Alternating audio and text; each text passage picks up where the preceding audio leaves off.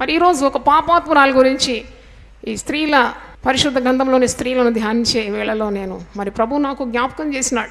A sinful woman, she is forgiven. మరి ఈమె గురించి లూకా సువార్త 7వ అధ్యాయంలో ఉంది, ఒకసారి చూడండి. పాపాత్మురాలు అంటే she is a high degree sinful woman. అంటే ఈ పాపాత్మురాలు అని సువార్తీకుడు చెప్పాలంటే ఆమె పేరు చెప్పబడలేదు, కానీ పాపాత్మురాలు అని ఉంది. మరి ఈమెకు ఒక ఆశ ఉంది, పాపము నుండి విడిపింపబడాలని. ఎందుకంటే ఈ పాపము ఈమెకు నెమ్మది ఇవ్వడం లేదు. జాగ్రత్తగా వినండి, పాపం చేస్తే మొట్టమొదట నువ్వు కోల్పోయేది నీ సమాధానము, నీ సంతోషం, నీ నెమ్మది. ఈమెకు నెమ్మది లేకుండా ఉందన్నమాట. ఆనాడు సమరయ స్త్రీతో యేసుప్రభు మాట్లాడుతూ అన్నాడు కదా, ఈ నీళ్లు త్రాగువాడు మరీ దప్పికొంటాడు, నేను ఇచ్చే నీళ్లు త్రాగువాడు మరెన్నడూ దప్పికొనడు. దేవుని స్తోత్రం, హల్లెలూయా. కాబట్టి నువ్వు పాపం చేస్తే నీ దప్పిక తీరుతుంది అనుకుంటున్నావా? నీ దప్పిక ఎన్నడూ తీరదు. నీవు ప్రభు దగ్గరికి వస్తేనే నీ దప్పిక తీరుతుంది. మరి ఈ స్త్రీ ప్రభు దగ్గరికి వచ్చింది.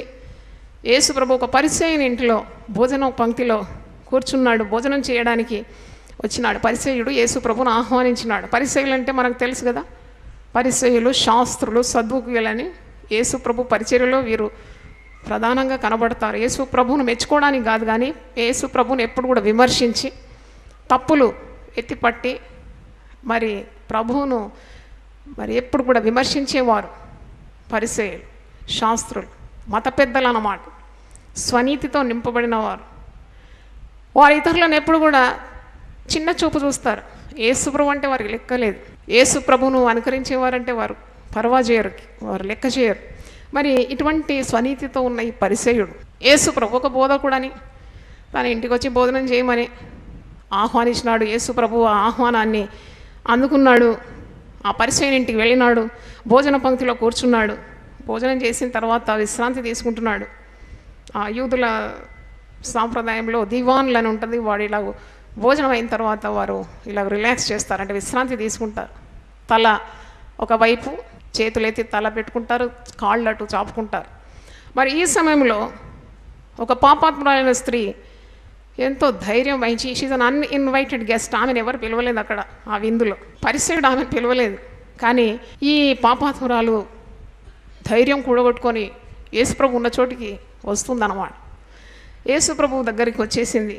ఆ ఊరిలో ఉన్న పాపాత్మురాలైన ఒక స్త్రీ యేసు పరిసయ్యుని ఇంట భోజనంలో కూర్చున్నాడని తెలుసుకొని ఒక బుడ్డిలో అత్తరు తీసుకొని వచ్చి వెనుక తట్టు ఆయన పాదముల యొద్ద నిలబడి పాదముల దగ్గరకు వచ్చిందన్నమాట. అంటే ముందుకు రావడానికి, నేరుగా రావడానికి ఉన్న ధైర్యం లేక యేసు పాదాలు మరి ఎక్కడైతే పెట్టుకొని విశ్రాంతి తీసుకున్నాడో అక్కడికి వచ్చి ఆ పాదాల దగ్గర నిలబడి ఆమె విలువైన అత్తరు తీసుకొని వచ్చింది. ఆ అత్తరుతో యేసు పాదాలను తడుపుతుంది. ఏడ్చుచు కన్నీళ్లతో ఆయన పాదములను తడిపి, కన్నీళ్ళు అన్నమాట, దట్ ఈస్ రిపెంటెన్స్. దుఃఖం ఉన్నది ఆమె పాపం చేస్తుంది, చాలా చేసింది పాపం, పాపాత్మురాలే. కానీ ఆ పాపం ద్వారా ఆమెకు సంతోషం లేదు, ఆమెకు దుఃఖం ఉన్నది. She is weeping. పశ్చాత్తాప హృదయం కలిగిందని అర్థం. పాపంలో ఉండడానికి ఆమెకి ఇష్టం లేదని మనకు అర్థమవుతుంది. ఎందుకు ఏడుస్తుంది మరి ఆమె? పాపంతో సంపాదించుకున్న డబ్బుతో ఆమె హాయిగా ఉండొచ్చు, విర్రవీగి ఉండొచ్చు కదా, కానీ అది ఆమెకు నెమ్మది ఇవ్వడం లేదు. కాబట్టి she wants to get rid of that sin. ఆమె కన్నీళ్లతో యేసు ప్రభు యొక్క పాదాలు తడుపుతుందని ఇక్కడ వాక్యంలో ఉంది. అంటే అంతగా ఆమె ఏడుస్తుంది. పరిశుద్ధ గ్రంథంలో మీరు చూసినప్పుడు 2 కొరింథీ 7వ అధ్యాయము 10వ వచనంలో పశ్చాత్తాపమైన హృదయంతో కన్నీళ్లు నువ్వు విడిచినప్పుడు అది మారు మనసుకు దారి తీస్తుందని వాక్యంలో ఉంది. 2 కొరింథీ 7:10 దైవ చిత్తానుసారమైన దుఃఖము రక్షణార్థమైన మారు మనసు కలుగజేయును, ఈ మారు మనసు పశ్చాత్తాపము పుట్టించు.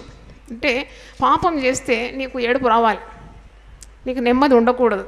నువ్వు ఆ పాపాన్ని వదిలించుకునే వరకు నువ్వు బాధపడాలి.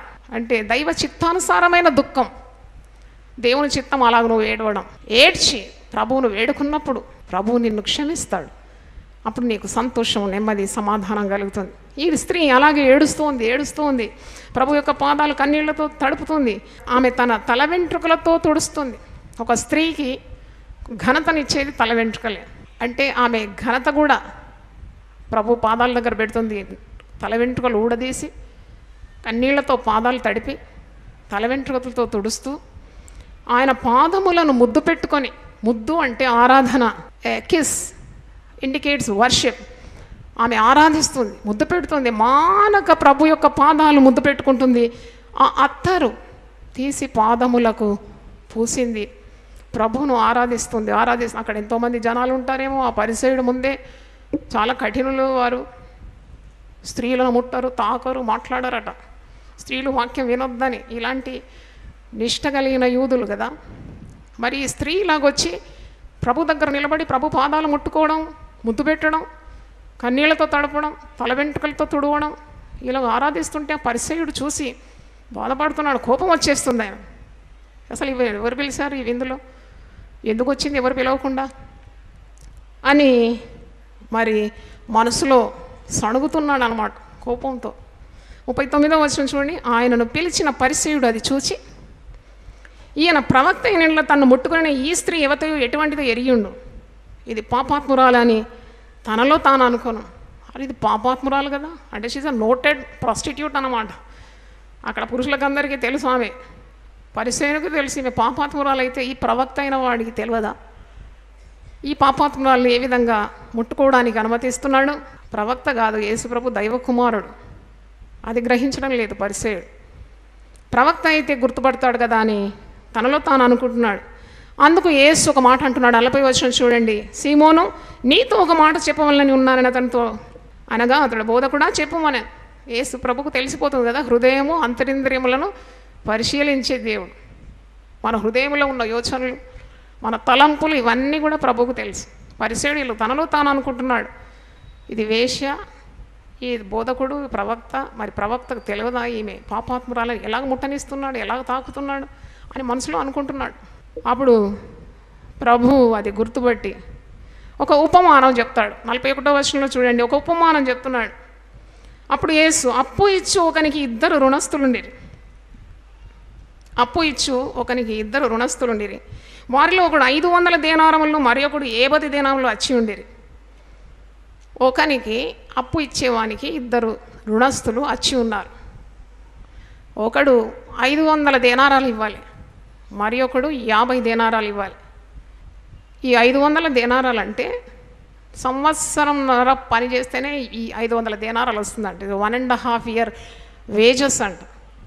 మరి ఇంత డబ్బు 500 దేనారాలు ఒకడు ఇవ్వాలి, మరి ఒకడు 50 దేనారాలు ఇవ్వాలి. ఆ అప్పు తీర్చుటకు వారి యొద్ద ఏమీ లేకపోయిన కనుక అతడు వారిద్దరిని క్షమించాను. ఇద్దరు వచ్చి అంటున్నారు ఈ అప్పు ఇచ్చిన వానితో, అయ్యా 500 దేనారాలు కట్టడానికి నా దగ్గర లేదు.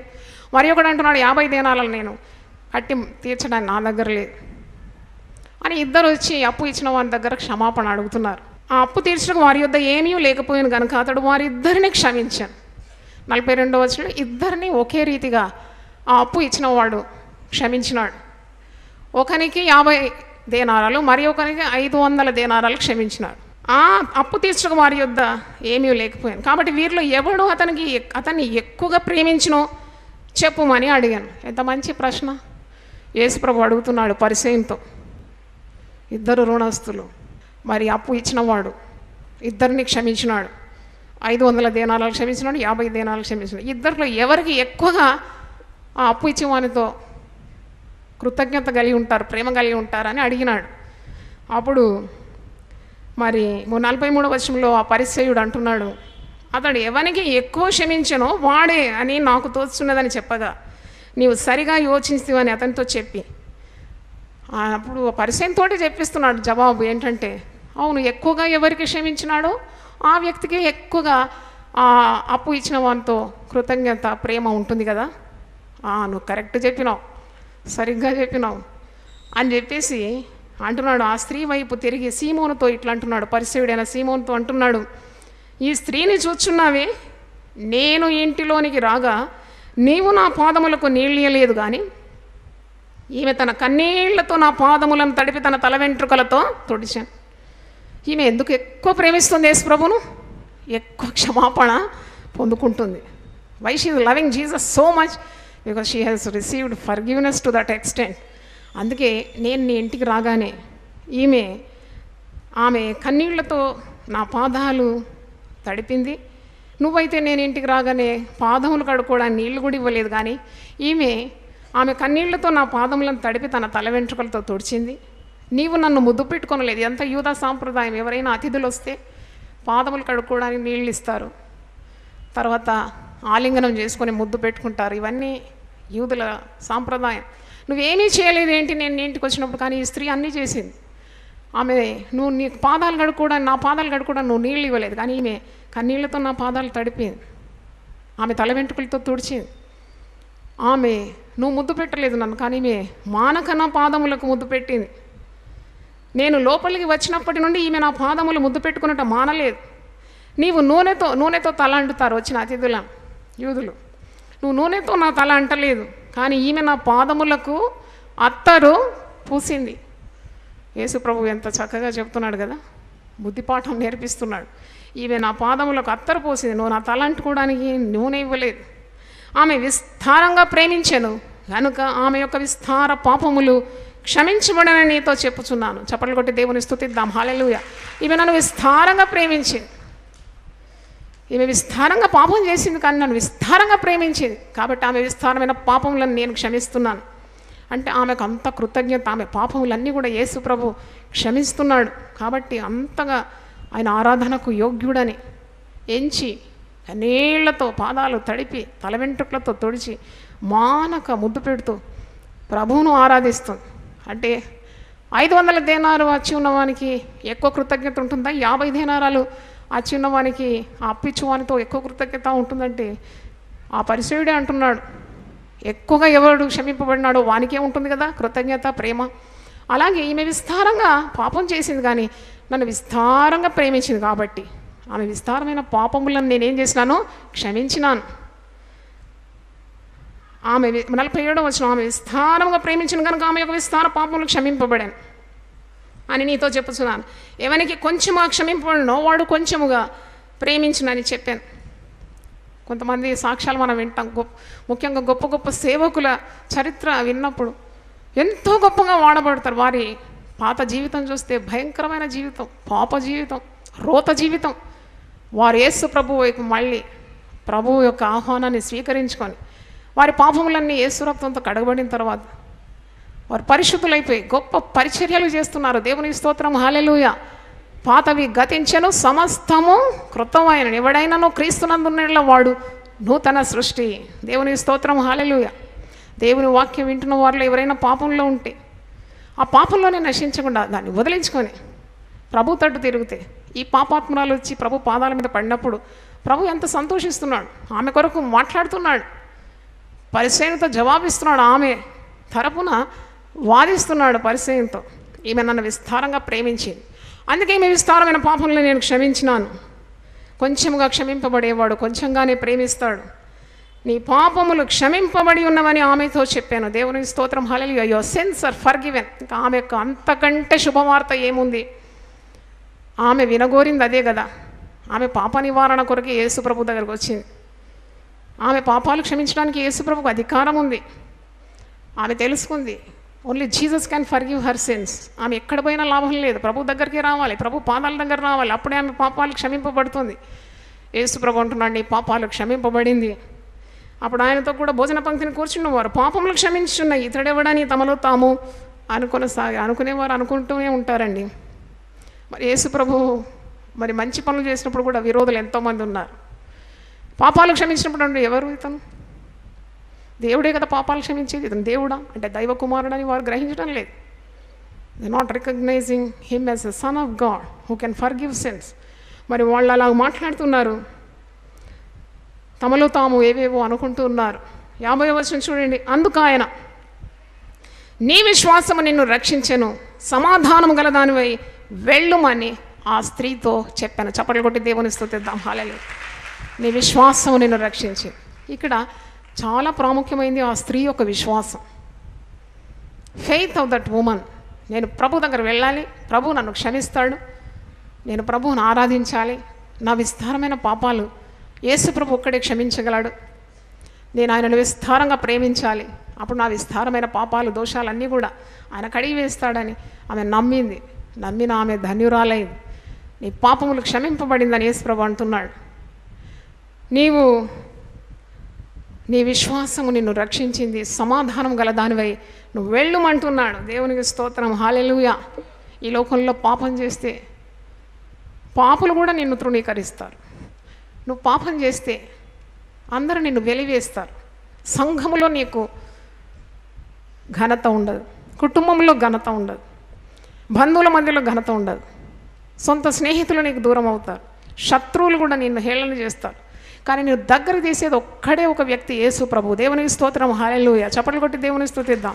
Only one person who loves you even if you are a sinner. ఇంటిలో భర్త పాపం చేస్తే ఆ స్త్రీ ఊరుకోదు కదా, కారాలు మిరియాలు నూరుతూనే ఉంటుంది, పోరు పెడుతూనే ఉంటుంది. అతడు పాపం చేస్తూ ఉంటాడు, ఎటు మరి తోచక జీవితం తెగిన గాలిపటం వలె అయిపోతుంది. అట్టి స్త్రీలకు కూడా ప్రభు దాసరాలుగా చెప్తున్నాను, నీ భర్త పాపంలో ఉంటే నీకు ఓర్పు సహనం అవసరం. ప్రార్థన చేయి, కన్నీళ్ళు గార్చు, ప్రార్థన చేయి. Nothing impossible to prayer. With prayer all things are possible. ఆ భర్త పాపంలో ఉంటే ఆ భర్త యొక్క మారుమనసు కొరకు ప్రేమతో సహనంతో ప్రార్థన చేయి. కలహించడం ద్వారా నీకు ఏమీ దొరకదు, కుటుంబం విడిపోతుంది. భర్త ఇంటికి రాగానే దయ్యాల్లాగా కయ్యాలకి దిగుతూ ఉంటారు స్త్రీలు. వచ్చిన వ్యక్తికి ఇంత చల్లనీరు ఇవ్వు, కొద్దిసేపు ఆగు, తర్వాత ముచ్చటించు, మాట్లాడు, ప్రేమతో పరిచర్య చేయి. ప్రేమ ప్రతిదాన్ని కూడా స్వాధీనపరుచుకుంటుంది. ప్రేమ దోషములన్నిటినీ చెప్పండి, ప్రేమ దోషములన్నిటినీ ఏం చేస్తుందట? కప్పుతుందంట. దేవునికి స్తోత్రం, hallelujah. Love covers all sin. ఎంతమంది స్త్రీలు కాపురాలు పడగొట్టుకుంటున్నారు, ఎందుకంటే భర్త పెడద్రోలిపోయినాడు.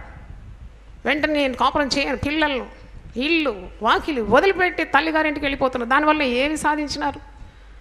కుటుంబం విడిపోవడమే. కానీ భర్త దాని ద్వారా బాగవుతున్నాడా, ఇంకా చెడిపోతున్నాడా, ఇంకా దిగజారిపోతున్నాడా? Behind every successful man there is a woman who says you are wrong. ప్రేమతో చెప్పాలి, బిడ్డ అయ్యా నువ్వు చేసే తప్పు, ఇది మన కుటుంబానికి తగదు. మన పిల్లలు శాపగ్రస్తులు అవుతారని ప్రేమతో చెప్తే తప్పకుండా ఆ ప్రేమ ద్వారా అతను స్వాధీనపరచబడతాడు, ఆ ప్రార్థన ద్వారా అతడు మారుతాడని నేను చెప్పగలను. దేవునికి స్తోత్రం, hallelujah. Prayer changes things, love changes things. విశ్వాసము, నిరీక్షణ, ప్రేమ వీటన్నిటిలో గొప్పదేంట? ప్రేమనే గొప్పదాడు. ప్రేమ శాశ్వత కాలం ఉండేది. Try prayer, try love. అలాగే స్త్రీలు పాపం చేస్తూ ఇంటికి శాపం తెచ్చే స్త్రీలు ఉన్నారు. అంత ధైర్యం అవసరం లేదు పాపం చేయడానికి, అంత తెగింపు నీకు పనికిరాదు. దేవునికి భయపడు. దేవుని యందు భయభక్తులు కలిగి ఉంటే జ్ఞానానికి మూలం. నువ్వు జ్ఞానవంతురాలుగా ఉండాలంటే చెడుతనాన్ని వదిలిపెట్టాలి, పాపాన్ని వదిలిపెట్టాలి. పాపం నిన్ను పట్టుకుంటుంది, నీవు చేసిన పాపం నిన్ను ఏం చేస్తుంది? పట్టేస్తుంది. అందుకే భయపడాలి. కరెంటు తీగలను పట్టుకున్నవాడు మిగిలింటాడా? దానికి వేలాడతాడు కదా, షాక్ తిని చచ్చి వేలాడతాడు. అలాగే పాపము భయంకరమైంది. పాపం చేయడానికి అంత ధైర్యం అవసరం లేదు. చెడు చేయడానికి ధైర్యం వద్దు, భయపడాలి. దేవునికి భయపడాలి, మనుషులకు భయపడాలి. పాపం ఉంటే వదిలిపెట్టాలి. రహస్య పాపములైన ఒక పుస్తకం రాశాను, ఆ స్టాల్లో ఉండొచ్చు. రహస్య సీక్రెట్ సిన్స్, మనుషులు ఎవరికి తెలియకుండా చేసే పాపం, అది దేవునికి స్పష్టమైంది. ప్రతిది కూడా దేవునికి బట్టబయలుగా ఉంది. ఆయన వెలుగై ఉన్న దేవుడు కదా, కాబట్టి వెలుగులోకి అన్నీ తెచ్చే దేవుడు. కాబట్టి అలాంటి పాపాలుంటే వదిలిపెట్టాలి. ముఖ్యంగా స్త్రీలు దేవుని భయంతో ప్రవర్తించాలి. దానివల్ల నీ భర్త, పిల్లలు మరి ఇంటికి దీవెన రాకుండా పోతుంది. కాబట్టి ప్రార్థన ద్వారా పాపం నుండి విడుదల పొందాలి. పాపంలోనే ఉంటే ఈరోజే ప్రభు మాట్లాడుతున్నాడు నీతో. ఈ పాపాత్మురాలు పాపము నెమ్మది ఇవ్వలేదు కనుక ప్రభు దగ్గరికి వచ్చింది, కన్నీళ్లు గారుస్తుంది. దైవ చిత్తానుసారమైన దుఃఖం అది మారుమనసుకు దారి తీసింది. పశ్చాత్తాపమైన హృదయం పగులంగా ఏడుస్తుంది. పక్క నవ్వుతారు కొందరు స్త్రీలు, అర్థం లేని నవ్వులండి. కొద్దిగా జీవితం అంటే భారం, బరువు కలిగి ఉండాలి. నీ భుజాల మీద కుటుంబం దేవుడు పెట్టినాడు కదా, నీ భర్త, పిల్లలు, ఎంత బరువు, అది బాధ్యత. ఎంత కన్నీళ్ళు గార్చాలి, ప్రార్థన చేయాలి. జోకులు, తమాషలు, సీరియళ్ళు వీటి ద్వారా ఏమీ లాభం లేదు. పైగా దైవ శిక్షణే వస్తుంది. కాబట్టి దైవ భయం గల స్త్రీ తన కుటుంబాన్ని చక్కగా అద్భుతంగా కట్టుకోగలదు. దేవునికి స్తోత్రం, హల్లెలూయా. ఇక్కడ దేవుడిని ప్రార్థనలకు జవాబిస్తాడు. నీ కన్నీళ్లు చూస్తాడు. నువ్వు కన్నీళ్లు విడిచిన నేను చూచి తిని, నీ ప్రార్థన నేను అంగీకరించి ఉన్నాను, నేను నిన్ను బాగు చేస్తాను. దేవునికి స్తోత్రం, హల్లెలూయా. దేవుడు మనల్ని బాగు చేస్తాడు, మన కుటుంబాలను బాగు చేస్తాడు. అందుకే రహస్య పాపములు ఉంటే అవి ప్రభు దగ్గర ఒప్పుకొని వదిలిపెట్టాలి. పిల్లి పాలు తాగుతుందంట, కన్ను మూసుకొని పాలు తాగుతుంది, కానీ లోకమంతా చూస్తుందని జ్ఞానం లేదు. అలాగే కొందరు పాపం చేస్తున్నారు, వారు ఎవరు చూడడం లేదు అనుకుంటున్నారు, కానీ దేవునికి సమస్తము ఎరుకని. ఒక మాట 19వ కీర్తన 12-13 చదువుదాం. 19 Psalms 12 and 13. తన పొరపాటులు కనుగొనగలవాడేవాడు? నేను రహస్యముగా చేసిన తప్పులు క్షమించి నన్ను నిర్దోషినిగా తీర్చం. పరస్యంగా బాగానే ఉన్నాం, కానీ రహస్యంగా ఏం చేస్తున్నాం? దేవుడెరు. పాపం వల్ల వచ్చే శిక్ష చాలా చేదుగా ఉంటుంది. పాపం వల్ల వచ్చే మరి శిక్ష, శాపము ముసిని పండంత చేదని సామెతల గ్రంథంలో మొదట తీపి తీపిగా ఉంటుంది, తర్వాత కఠోరమైన చేదు, నీ జీవితము చేదు. శిక్ష, శాపము, అనారోగ్యము, నరకము ఇవన్నీ అనుభవిస్తావు. ఇక్కడ దావీదు అంటున్నాడు, తన పొరపాటులు కనుగొనగలవాడేవాడు? Who can find out his faults? రహస్యముగా నేను చేసిన తప్పులు క్షమించి నన్ను నిర్దోషినిగా తీర్చుము. దురభిమాన పాపంలో పడకుండా నీ సేవకుని ఆపుము, వాటిని నన్ను ఏలనీయకము. అప్పుడు నేను యథార్థవంతుడినై అధిక ద్రోహము చేయకుండా నిందారహితుడనగుదును. యెహోవా నా ఆశ్రయదుర్గమా, నా విమోచకుడా, నా నోటి మాటలను నా హృదయ ధ్యానమును నీ దృష్టికి అంగీకారములగును కాక. దేవుని స్తోత్రం, హల్లెలూయా. మరి పాపము, అందరూ పాపం చేసి దేవుడు అనుగ్రహించే మహిమను పొందలేకపోతున్నారని రోమీయులకు రాసిన పత్రిక 3వ అధ్యాయంలో ఉంది. All have sinned and come short of God's glory. మరి పాపానికి మార్గం ఎక్కడున్నది? పరిశుద్ధతకు. అది ఇక్కడే రోమీయులకు రాసిన పత్రిక 3వ అధ్యాయం ఒకసారి చూద్దాం. రోమా 3:22, 23, 24. అది యేసుక్రీస్తునందు విశ్వాసమూలమైనదై నమ్మువారందరి కలుగు దేవుని నీతి అయి ఉన్నది. ఏ భేదము లేదు, అందరూ పాపం చేసి దేవుడు అనుగ్రహించి మహిమను పొందలేకపోతున్నారు. కాబట్టి నమ్మువారు ఆయన కృపచేతనే క్రీస్తు యేసునందలి విమోచనం ద్వారా ఉచితముగా నీతిమంతులని తీర్చబడుచున్నారు. దేవుని స్తోత్రం, హల్లెలూయా. నువ్వు పవిత్రం కావాలంటే, నీతిమంతురాలుగా, నీతిమంతునిగా తీర్చబడాలంటే నువ్వేమీ దానికి వెల చెల్లించడం లేదు. ఉచితమైన రక్షణ కృప ద్వారా, విశ్వాసం ద్వారా నువ్వు పొందుకుంటున్నావు రక్షణ భాగ్యం. కనుక పాపము నుండి విడుదల మనం పొందాలి. ఇంత గొప్ప రక్షణను నిర్లక్ష్యం చేసి నువ్వు ఎలాగో తప్పించుకుంటావు? జీవం గల దేవుని చేతిలో పడుట బహు భయంకరం అని వాక్యంలో ఉంది. రోమా 6:22-23 చూడండి. Roman 6:22 and 23. ఇప్పుడు పాపం నుండి విమోచింపబడి దేవునికి దాసులైనందున పరిశుద్ధ కలుగుటయే మీకు ఫలము, దాని అంతము నిత్య జీవం. పరిశుద్ధత యొక్క ఫలము అంతము నిత్య జీవం, ఇటర్నల్ లైఫ్. ఏలైనగా పాపం వల్ల వచ్చు జీతము మరణం, అయితే దేవుని కృపావరము మన ప్రభు అయిన క్రీస్తు యేసునందు నిత్య జీవము. దేవునికి స్తోత్రం, హల్లెలూయా. జీవితం ఒక పరలోకంలా, భూలోకంలో కూడా పరలోకం యేసు ప్రభు నీకుంటే. నీ మరణమైన తర్వాత పరలోకం నీకు, ప్రభు నీకుంటే. కాబట్టి మన ప్రవర్తనను చక్కబెట్టుకోవాలి. ముఖ్యంగా వాక్యం, దేవుడు మాట్లాడినాడు. మరి ఈ వాక్యం నీ యొద్దకు వచ్చింది ఈరోజు. ఇది మంచి తరుణం. నేడే రక్షణ దినం. ఈ దినం దాటిపోతే మరి రేపేమవుతుందో మనకు తెలియదు. భయంకరమైన రోజుల్లో ఉన్నాం. అంత్య దినములు, అపాయకరములైన దినంలో మనం ఉన్నాం. ప్రభు చెప్పిన మాటలన్నీ నెరవేరుతుంది. గురుతులు ఘోషిస్తున్నాయి. ఇంకా పాపంలో ఉండడం దేవుని చిత్తమా? ఇంకా రక్షింపబడకుండా యేసు ప్రభును తృణీకరించడం అది దేవుని చిత్తమా? అది సమంజసమా? నరకపాత్రలు కావడం దేవుని చిత్తమా? ఏ ఒక్కడు నశించొద్దని ప్రభు కోరుతున్నాడు. ఎవడు కూడా తన పాపంలో మరణించడం దేవుని చిత్తం కాదట. నిత్య జీవానికి వారసులోటకు ప్రయాసం వాక్యం ద్వారా మనం తప్పకుండా విధేయత చూపెట్టాలి. దేవునికి స్తోత్రం, హల్లెలూయా. పరిశుద్ధమైన స్త్రీలకు తగినట్టుగా పాపమును వదిలిపెట్టి పవిత్రమైన ప్రవర్తన కలిగి మారు మనసు లేని భర్తల కొరకు విజ్ఞాపన చేస్తూ మరి పవిత్రమైన ప్రవర్తన ద్వారా రాక్షస స్వభావం గల వంటి భర్తలను కూడా పవిత్రమైన పరిశుద్ధులుగా మార్చుకోవడానికి పిల్లలను కూడా క్రమంలో నడిపించడానికి అట్టి గొప్ప కృపను సామర్థ్యాన్ని స్త్రీలందరికీ, రక్షింపబడిన స్త్రీలందరికీ దేవుడు అనుగ్రహించునుగాక. ఆమేన్. హల్లెలూయా. స్తోత్రం స్తోత్రం. ఈరోజు వాక్యం ద్వారా స్త్రీలతో మాట్లాడినావు, పురుషులతో మాట్లాడినావు. నీ వాక్యము సమమైంది నాయన. ప్రతి ఒక్కరికి నీ వాక్యం అవసరమై ఉంది.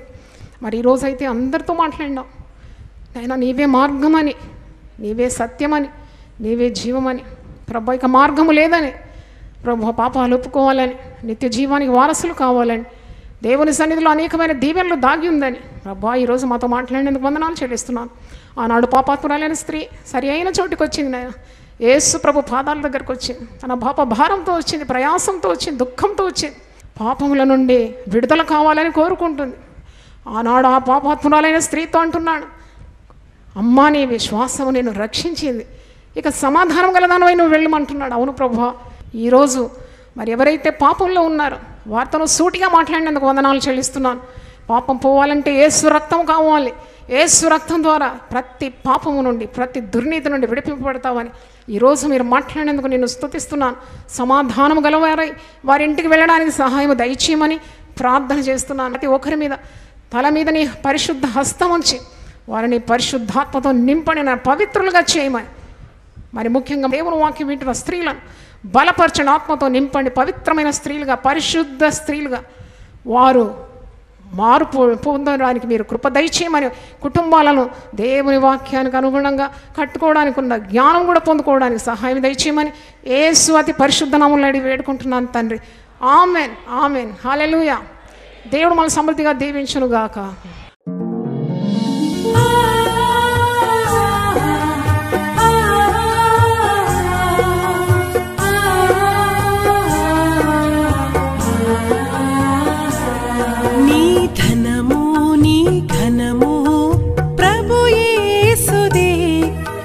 దశమా భాగము నీయ వెనుదీతువా.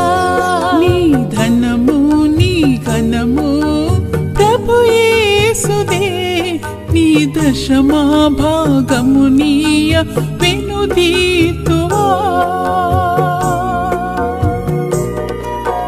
ధరలోన ధనధాన్యముల నీయగా కరుణించి కాపాడి రక్షింపగా.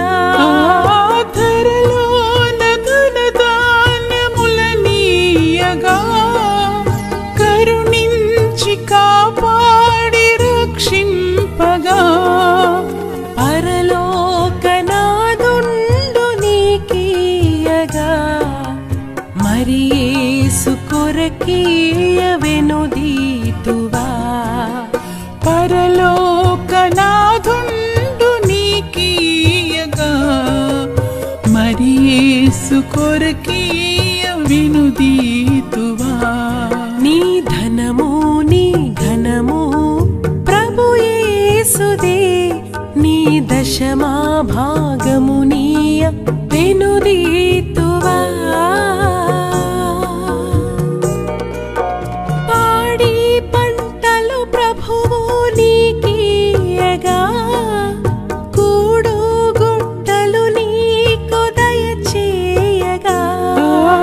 పాడి పంటలు ప్రభువు నీకీయగా కూడు గుట్టలు నీకు దయచేయగా. వీడంగ ప్రభు యేసు నామంబును గడువేల ప్రభుకీయను క్రైస్తవ.